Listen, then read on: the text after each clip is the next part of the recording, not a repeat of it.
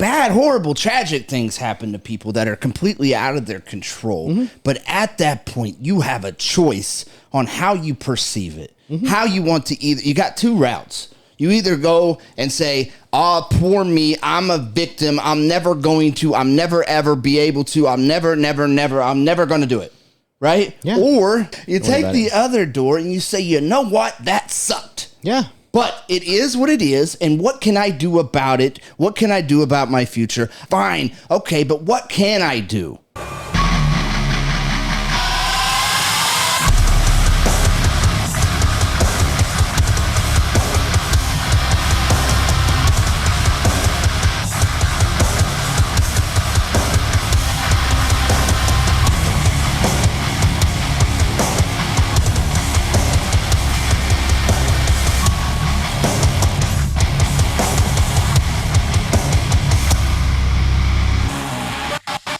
If that's your goal, to be successful, right? If you wanted to be successful, but it's about going after the life you want, and it's all about perspectives, and it's all about choosing a mindset of, yes, this is where I'm at. Yes, I have a chronological illness. Yes, I have a disability. But what can okay, great.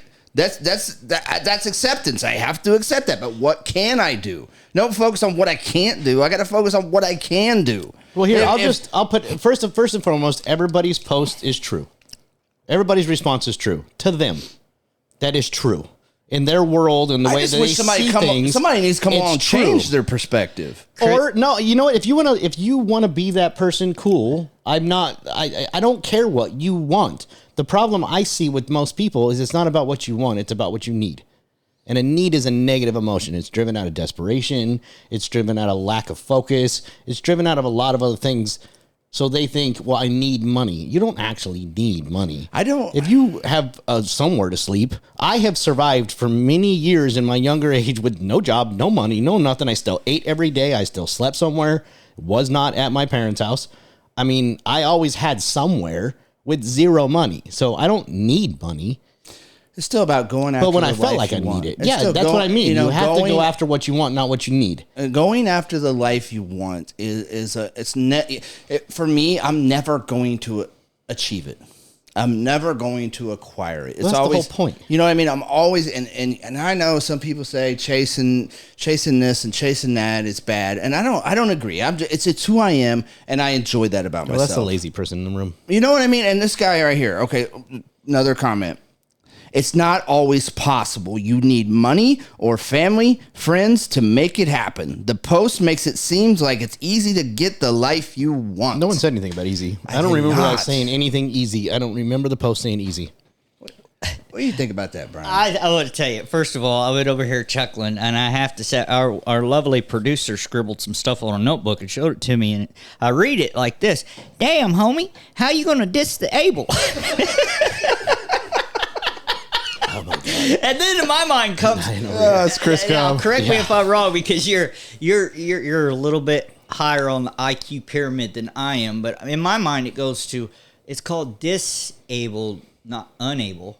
Right? Mm-hmm. Come on. Right? And when we talk about money, nobody's going to disqualify. Yes, it's called startup capital, I believe. It takes money to make money, right? Mm-hmm. But how many stories right up, or how many people, I know you study the same people I do, and so do you. How many examples right off the top of your head could you think of people that started from nothing and are now successful? I can look at everybody in this room. Yeah, so that right there, no. Yes, 3 out of 4 at least. Yes, there's a need, but if you read the message in the post, the post is telling you, yes, there's a need.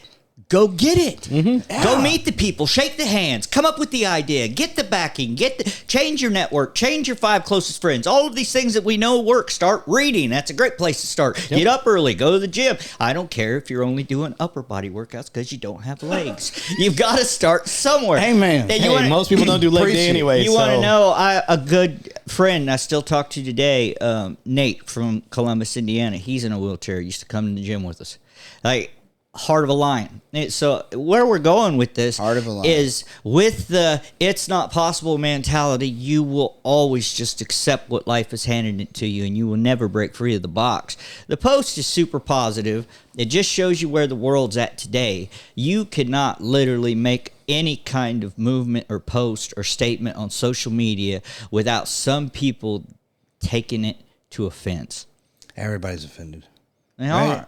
And But we've made it okay for you to be that way, I think, is the biggest problem. And look, you can go jump on YouTube and Google wheelchair fitness. You'll see people doing like full, like uppers or pull-ups or whatever you call those. I can't remember. You know what I mean? When they pull all the way up on top of the bar. Yeah. And then this dude's like swing. Like I've seen some of the girls. So I don't care if you're man or woman. I don't want to play that role. Me and my wife had that talk. Also, women are not still being held back. My wife makes more money than I do, so right there, I can tell you right now, she's more financially successful than I am. We should I think you should start a protest over that. We're also Sure. a group of business-minded entrepreneur Yes. guys, and we're going right there. The post doesn't say anything about finances. It's talking about changing your circumstances. Well, this one you here. can apply this to an abusive relationship. Here's the base of the end of this post is the point. You have a choice. Well, Every single thing that you've done in your life is made by a choice. Period. You choose everything, and that's what people. No, I didn't have a choice. What?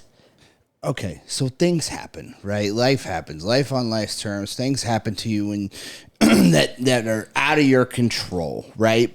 Things bad, horrible, tragic things happen to people that are completely out of their control. Mm-hmm. But at that point, you have a choice on how you perceive it. Mm-hmm. How you want to you got two routes. You either go and say, "Oh, poor me, I'm a victim. I'm never ever be able to. I'm never going to do it." Right? Yeah. Or you take the other door. We got a beat button somewhere. You take the other door and you say, "You know what? That sucked." Yeah. But it is what it is, and what can I do about it? What can I do about my future? I don't have no legs. I'm mentally disabled. I have chronic pain in my stomach every single day. Fine. Okay, but what can I do? Mm-hmm. No more. This victim mindset is what we talk about all the time. Victims don't get anywhere in life. I have been a victim 100 times, 1,000, I don't even know, 1,000 times in my life, but I never took on a victim mindset. I never, till just right now, have said I've been a victim. Never. We can all agree things that happen. William Shakespeare was an amazing author, right?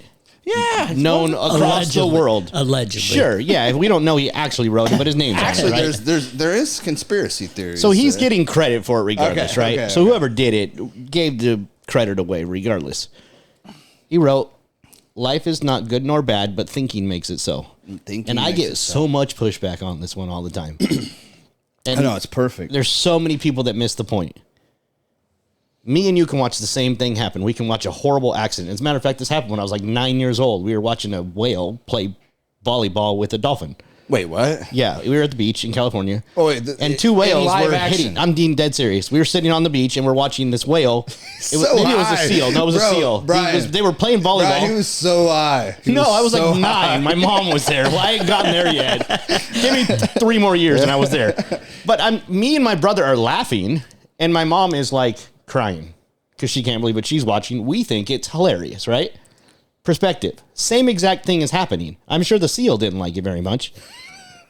But That was so empathetic. 2 people watching the same thing happen, and because of our perspective as younger children, we thought it was hilarious. We didn't understand the concept at the time. Yeah. My mom was like, "Holy crap, that poor seal's probably dying right now," and this is sad. Yeah. 2 people, same moment, watching the same thing, different perspectives. Perspectives. Well, Perspectives. it goes along. Do you agree with that? Pain is inevitable and suffering is an option, a choice. Absolutely. Suffering is a choice. Absolutely. I mean, Say that again. Say it again. I said pain is inevitable, but suffering is a choice. Suffering is a choice. And I've watched, and I've seen so many people that have so many things. They're obviously in pain, but they don't choose to stay in the suffering perspective. They get outside of themselves. They're a lot of times these people that I'm thinking of are more joyful than I am. While understanding feelings and trying to be in tune with things, but it's great, right? But it's a moderate level. Now we've went so overboard that feelings are in people's minds, feelings are facts, and feelings need to be, People get canceled on feelings. People get closed on feelings. People get fired based on feelings. People get arrested based on feelings rather than arrested because they broke the law. You know what I mean? Jess can get it. But, that's what I'm saying. Like, feelings are, in a sense, a good thing. Because, us men growing up in the era that we grew up in, we didn't really have any of those to be in tune with. It wasn't a thing. If it hurt, rub dirt on it. If it hurts your feelings, good. That's a good thing. Now grow from it. Shut up. Yep. You know what I mean? Like, and now it's just so overboard and overbearing with everybody's feelings. And now even when we talk on this podcast, I have to watch what I say. You know what I mean? I have to, and Chris has to edit a whole shit ton I'm just of gonna what be I honest say. with all y'all. I watched the first one, and I'm not gonna watch anymore. I just don't like. I watched it. It was good. Don't get me wrong, but I sat there and didn't even listen to the podcast because I was in my own negative feedback loop where I was just feeding myself. Oh, you could have done this better. You could have done that better. And then come to find out, you do that recently? This was like back when we first launched. Oh, okay. Come to find out, recently I got a message from somebody that had seen the first one, and it was super impactful. All right. And here I That's am, how it works. we got to change this. I even remember sending Chris a message like, "Hey, dude, can we go in there and take out some of that cursing because I sound like a drunken trucker married a sailor and is stuck in a boat somewhere. It's bad." I was like, I kind of felt uncomfortable, but that's me. Yeah. And that's the real me, and that's what is the core of this podcast and what we're doing. And to touch base on this feelings thing, it's as I dive deeper and deeper into this whole psychological world, which I'm super fascinated by, as everybody knows, because it just is fun and amazing. That's all he talks about. He's recovery. I'm psychology. Someday we'll make a unstoppable team on another level besides this one. I'll write that book we talk about. Yep. Yeah. So feelings, emotions, right? They're the same thing in reality. And something that is backed up by emotion, right? That's what it's triggering. Your feelings are triggering some type of emotion. So we're telling you we care about your feelings because that's going to trigger an emotional response because it means I care about you. So as the government sits there, and I'm going to say this about you guys, I'm sorry. I'm on to you, okay? Okay? What they're doing is using our emotions against us. They know it's just like the Alpo commercial with the dogs. That's really about Feed America. They take these, they make you watch something that gets you into maybe not Alpo. I'm sorry, Alpo. You're a great dog food, but you know what I mean.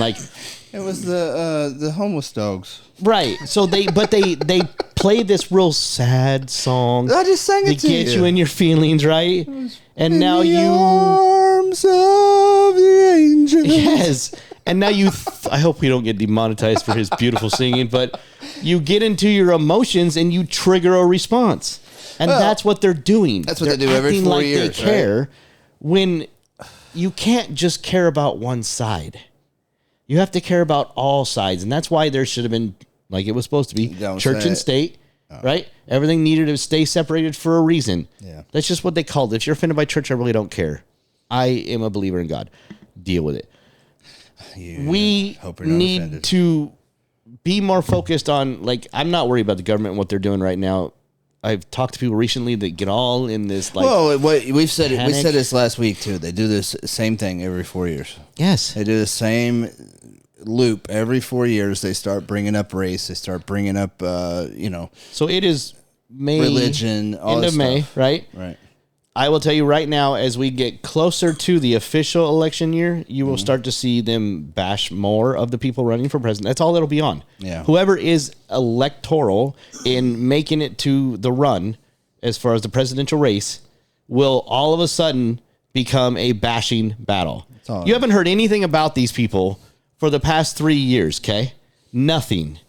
But every negative thing about them that can trigger a response by you, whether it be race, whether it be parenting, whether it be education, these are genders. These are all high states of emotion that trigger a response. Which triggers clickbait. So they want to make you believe. Money. They make you believe that about the person. and then that triggers your results. Even though you have zero facts that actually back it up, just because the news said it was so doesn't make it true. 99.9% of the time, it's not. It's a lie, especially with today's media. Well, here, I noticed what they've been doing. They've been like just bending it just enough where it's like in that gray area of truth and lie. It's like got a little bit of fact in it, but it's their version of the fact. So is it really a lie? Right. It's like their perception of it. A lot of it's just out and out lies, though. I wish I had some. I've seen some of them. Just out and out lies. Yeah. But I want to get back to what you started off talking about, and I want to talk about, facts versus opinion. I want to talk about tragic times and when when you're going through an emotional state of possibly, we use this word nowadays quite often, trauma time of your life, right? There's a lot of trauma involved, whether it be a breakup, whether Very it be emotional loss state. of a Yes. loss of a career, or whether it be even worse, right? I just want to say this because I think it's valid. Like everything I've ever been through in my life was incredibly hard. Like even prison and jail and being sleeping outside and the worst breakups with toxic relationships you can ever imagine and losing of jobs and losing of houses and all the things that just death around me, like people dying in the same car as me and in the same house as me and just all of that tragic stuff. Like everything I've ever been through was hard, but everything I've went through has made me who I am. Like when I got to the other side of it, I was grateful that I went through it. And that's weird to say. Like I was like, thank God for unanswered prayers sometimes, because when you're praying to get that person back and you're begging and pleading like, oh my God, They're not unanswered. They're just answered in the way you don't like. Exactly. Well, that's what that's my point. Thank God for that because, if, I looked, I'm thinking of one in relationship in particular right now and oh God, it was horrible, right? I was with this person for a lot of years, and when it was over, and I realized it was actually over this time, well, my world crashed, right? My world came down, and I was just begging and pleading with whomever would listen to me, right? God, I would have sold my soul to the devil. Why me? You know what I mean? What did I do to deserve this? I'll change it. You know what I mean? I'll quit everything right now. You know what I mean? And just foxhole prayers, right? But thank God. Because when I got through that and I realized what kind of a mess that was, like, holy shit, I got saved, thank God for that. Because if God or devil or Satan or whomever I was praying to at the time, which could have been all of the above, would have answered that and gave me what I wanted, God, I'd still be miserable. It's just like prison. Like when I went through prison, it was hard. But when I got out, I was like, hey, you know what? I needed that. Thank God for that. I needed that. And the last year that I sat in the county for a year and it was, that's the word. That's dead time, right? Well, there it is. Fact. Prison sucks. Fact. You went to prison. Typical opinion that follows. Felons don't get good jobs. Felons aren't successful. Felons can't hold relationships. Felons can't get back into society. Opinions. Yeah. But they become a belief to the point where people feel like they're fact. I hear it multiple times from people people reach out for coaching. Well, I'm a convict and it's this. And I can't get a job. Bullshit. What are you talking about? Bullshit. There's so many. I got a list of over 100 companies in our area that will hire you just because you're a felon. Yeah. You know what I mean? Because they get tax incentives. That is something that they still needed to believe. I was listening to Tony Robbins this morning, and he was listening, and they told the story of a man who was struggling really bad. He's sitting in a park, and his business he's looking at his numbers. He's just trying to get away from the office. And so he's looking through his books and he's looking at things. And a man walks up and sits down next to him. And he's like, hey, you doing all right? And he's like, no, man, my business is really, really struggling right now. And the other man says to him, well, what can I do? And he was like, oh man, I don't really know. Like, it's going to take a lot of money to get out of this. And the guy says, well, I happen to be Rockefeller. Let me write you a check. Gets out a checkbook. He writes a check for $500,000. He asked him how much he needed. The guy said he needed $300,000. He said, I'll give you $500,000 just to make sure you'll be okay. The man leaves, all excited now, goes back to his business, and he's staring at this check, and he's making a decision. I can cash this check and bail myself out, or let me dig a little bit deeper before I get into debt.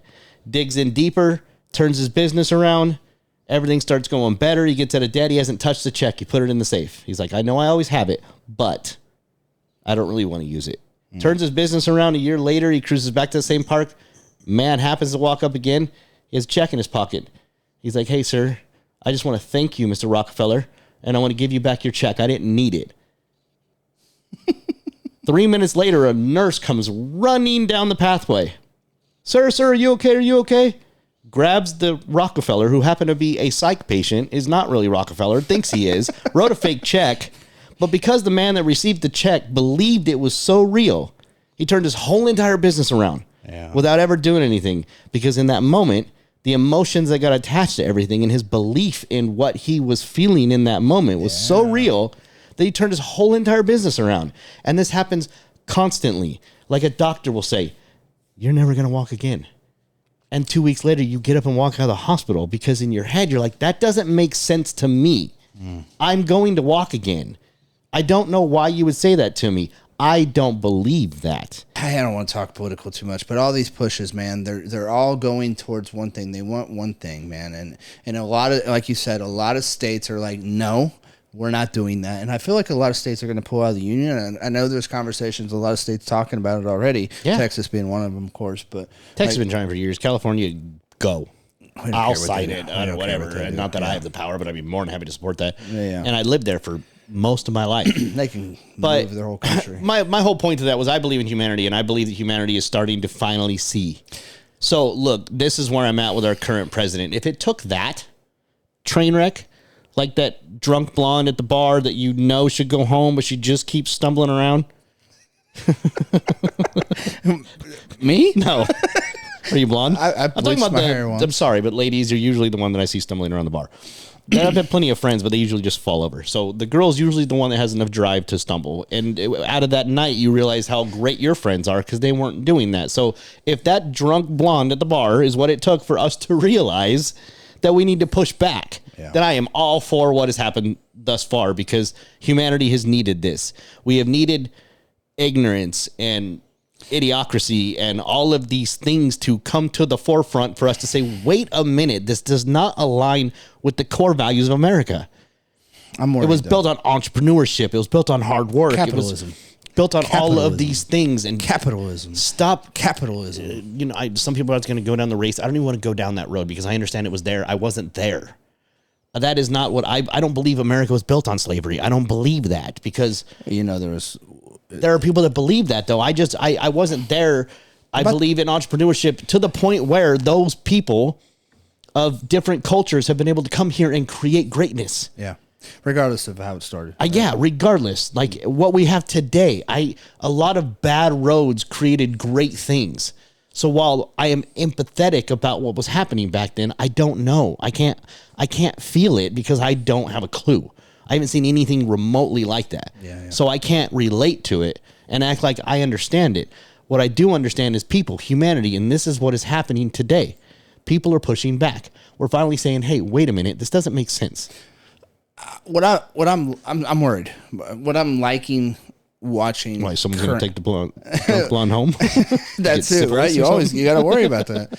But what I'm worried about, I'll tell you what I'm worried about first. But what I'm watching is those people 2 years ago that were maybe onto another movement, if you will, without saying too much. We're so gun-ho about this movement, are now 2 years later going, holy, okay, all right, I was lied to. Yep. And I was wrong because I believed what they told me about this, and this, and I was all about it. But now I'm starting to see the truth of it. Yep. And I was shamed, and that's, I love seeing that. I love seeing people come and be like, man, I was lied to about, the C word. I was lied to about the movement that was tearing up every city and every state, and I was lied to about all these different things. And now I'm starting to see the truth, and that part I like. And I love what you're saying about humanity and how, because it's true that any tragic things that happen, we pull together.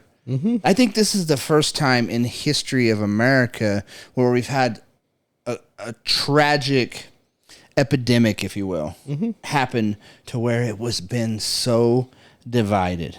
Usually when 9/11, for example. I posted when 9/11. the C word first hit, I went on Facebook and said, we are about to see the truth of people. You are either going to care about your neighbor and do something about it, or you're going to be the opposite side. I think more of that happened. That is what happened. And humanity said, what? Yeah. This is a pattern. Like I've talked about this 1,000 times. Pattern, creation. People started realizing that there was a shift in a pattern that took years. This division of people, and we started fighting about religion and all these other things and cultures, and race it became and religion. you name it. We started finding ways to divide each other. And every 4 years, there's this big push on race and religion across the whole every 4 years, country. 4 years, ladies and gentlemen. Pattern 4 recognition. years. Google it.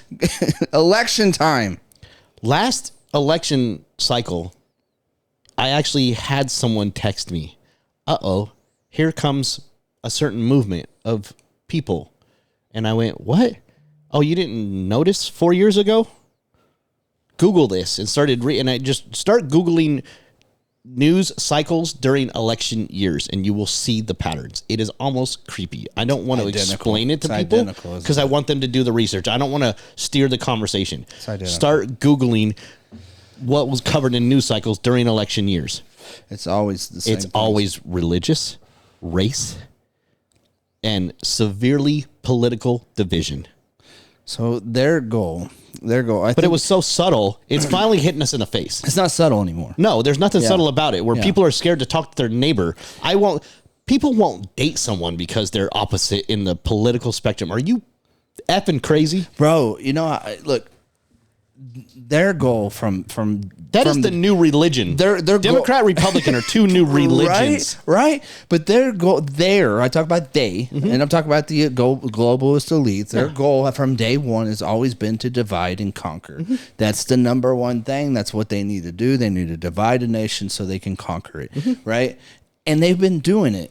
Baby steps, like the frog in water, right? You can't just put a frog in boiling water; he's going to jump right out. You can put the frog in the water and then turn the heat up slowly, and he'll sit there till he boils to death. Yeah, right. And that's what they've been doing. Slow and steady changes in patterns cause new forms. Until 2 years ago, right. 2 years ago, they cranked the heat all the way up, and they just threw. Everybody started jumping. And I have never, and I ain't been around here that long, 44 years, but I've never seen a country so divided.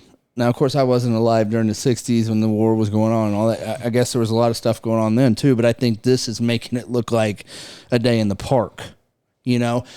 So I have always loved that about humanity, though. I mean, anytime something bad has happened in this country, like 9/11, like we all pulled together.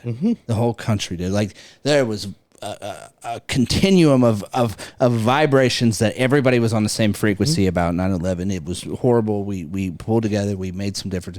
Now, granted, I have a lot of theories on that as well, but that's another story, right? Yeah. You know, but the country pulled together, and then this happened, and I've never seen it so, like you said, like you don't talk about, you're afraid to say you like this president or that president. You're afraid to say you're this religion or this religion. You saw them turn the heat up, but they didn't notice they were turning it up too fast. They were trying the slow approach. Like 9/11 was a shock value. We got punched in the face, and everybody went, "Whoa, wait, what?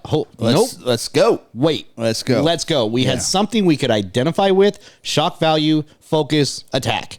Right. This one was like, is it coming? Is it here? Is it not here? I think I know somebody. Do you know somebody? I better not say if I know somebody. Like, I don't know. Should I wear a mask? Was there a mask? Who's wearing a mask? I wear a mask all the time. What religion is he? What race is he? Then all of a sudden it got turned up too fast, and people started jumping. People started moving, and you started going, what the heck was going on?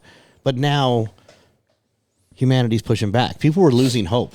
Yeah, I was seeing it on a regular basis. People were losing hope, but humanity is finally going. Wait a second, this doesn't feel right. They messed up. How many cones are you going to hit, Dad, before you realize you're drunk and you need to pull over? They really messed up with this one, you know, because the powers to be really messed up with this, with the person that's in power now. Because like, I don't see how, like, even if you were far left.